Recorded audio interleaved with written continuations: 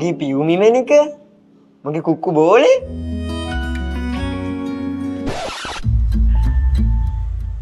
කුක්කු බෝලේ පියුමි මැනික ආයිත් මුකුත් ඔප්පු කරගන්න දෙයක් නැහැ නේද?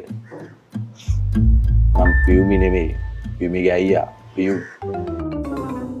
ඔබ මොකද මෙතන කරන්නේ? ඔබ කවුරු නැකන් දින්නේ? ඔබ කවුද? මම මේ කවුරුත් නැගන්න නෙමෙයි ඉන්නේ. මේ මට බොරු කියන්න තියාගන්න එපා. හරිද? ඔබේ නම මොකද්ද? මගේ නම අනුරාධ පෙරේරා. අනුරාධ පෙරේරා?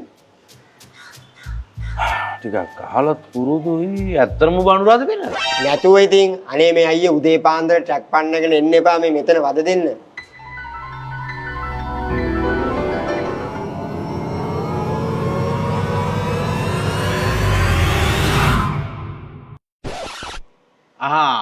ඔව් නේද ඔබේ නම අනුරාධ පෙරේරා නේද?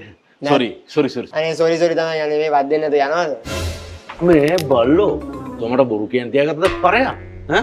තෝ අපේ නංගිත් එක්ක පාන්දර 4-5 වෙනකම් වීඩියෝ කෝල් වල ඉන්නවා මං දන්නේ නැහැ කියලා දීතේ. ඈකෝ ඒ ඇස්සට මේ ඉරිදා හැම ඉරිදම ෆිල්ම් බලන්න යනවා.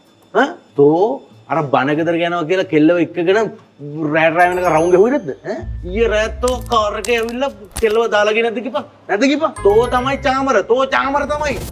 නෑනේ චාමර නෙමෙයි. මේ මාත් එක්ක බොරු කියන්න දෙන්න එපා. තෝ චාමර තමයි. නෑනේ. ඈ තෝ චාමර තමයි. කිව්වම අප්පා මම චාමර නෙමෙයි ඕක අතාරපන්. මට කිව්වේ චාමර කියන්නේ දුරින් නෑදෑ වෙන අයියා කෙනෙක් කියලා අයියේ. මගේ නම සුබෝධ.